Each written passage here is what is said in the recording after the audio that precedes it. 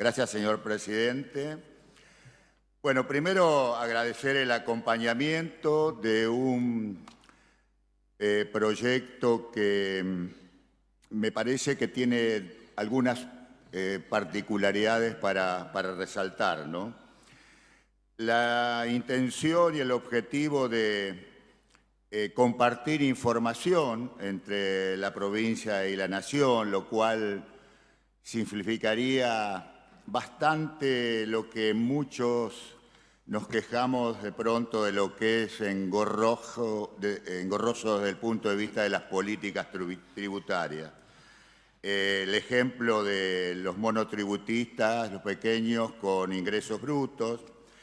Y por otro lado, mejora también el perfil de recaudación, porque al unificar criterios de información, doy un ejemplo, esta posibilidad de elevar o relevar anualmente los bienes inmuebles y otros bienes registrables, pueden por ahí mejorar la progresividad en la recaudación impositiva, sobre todo en lo que hace a bienes personales y demás.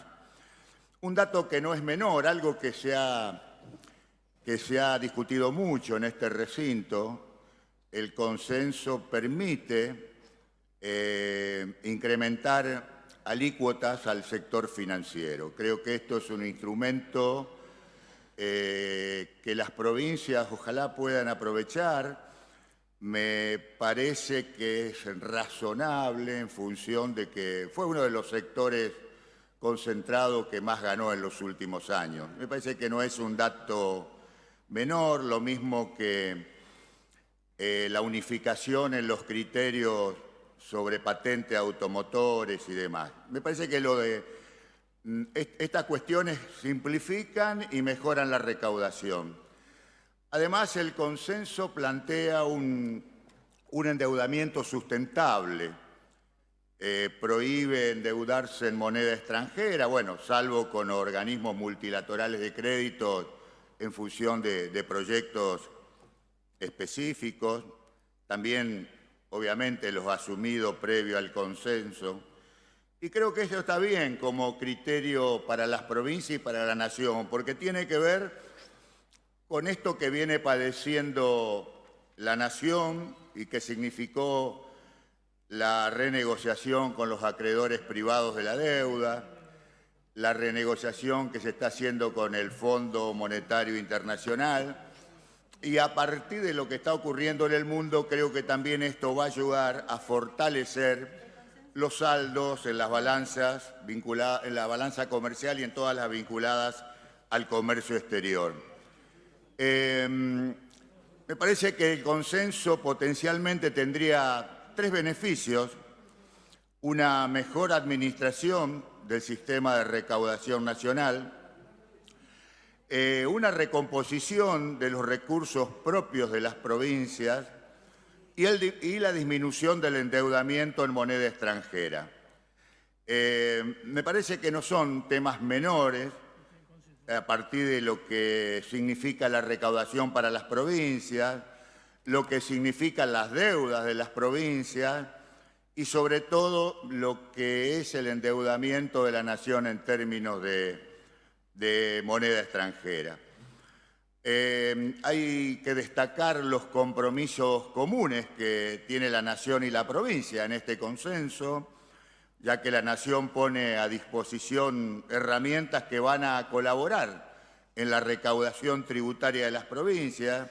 Las provincias van a enviar información a FIP sobre titularidad de los bienes inmuebles y otros bienes registrables. Me parece que esto también va a facilitar trámites que tengan que ver con el cumplimiento tributario y la posibilidad de mejorar esa recaudación. Esto es un poco la síntesis de lo que nosotros rescatamos del consenso.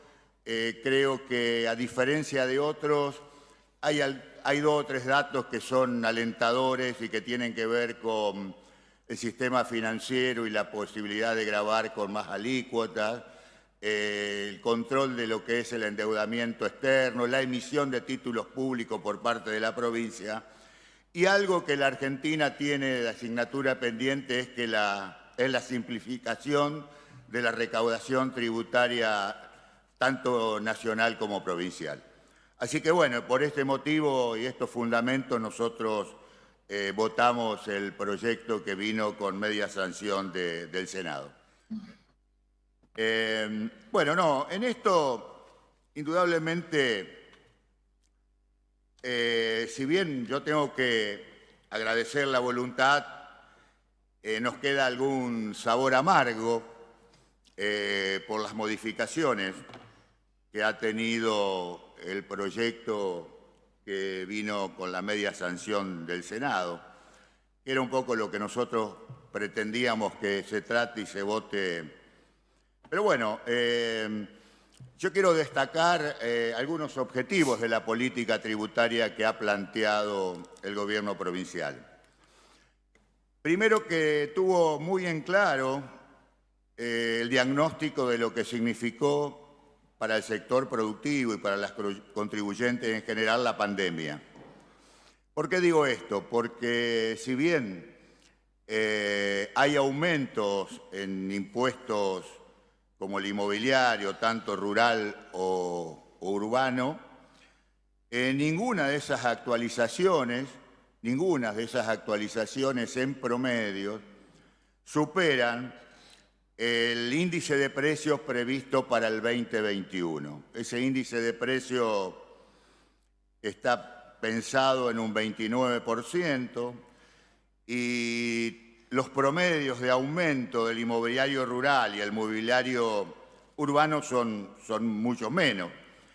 Y esto tiene que ver con un esfuerzo que hace el gobierno con 2 o 3 temas que permiten a los sectores afectados en esta crisis que sufrimos este año y que creo que sigue, como fueron la suspensión del avalúo fiscal, los planes de pago para deudores que han tenido muchas dificultades con beneficios importantes y las exenciones que plantea el proyecto a los sectores más afectados por la pandemia.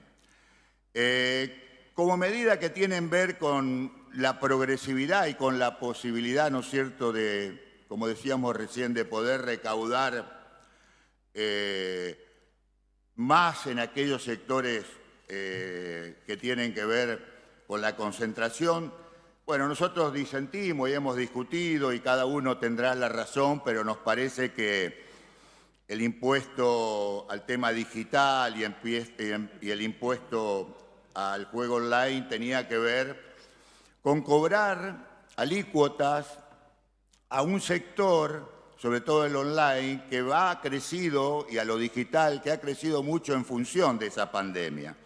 Yo entiendo que es muy difícil de pronto no tener claramente cuál es la base imponible, sobre qué cuestiones cobrar, pero me parece que era un trabajo interesante para llevar adelante porque me permitiría cobrar un impuesto que me parece que es justo en función de una actividad que ha crecido mucho. Por eso, cuando nosotros planteamos las disidencias, el sabor amargo tiene que ver con esa eliminación del artículo 8 que hubiese permitido trabajar sobre sectores que han crecido en su rendimiento. Otra observación tiene que ver con algo que pasó en el Senado, que nosotros desde el bloque no compartimos. El proyecto original planteaba un 7% para las actividades bancarias, sin embargo,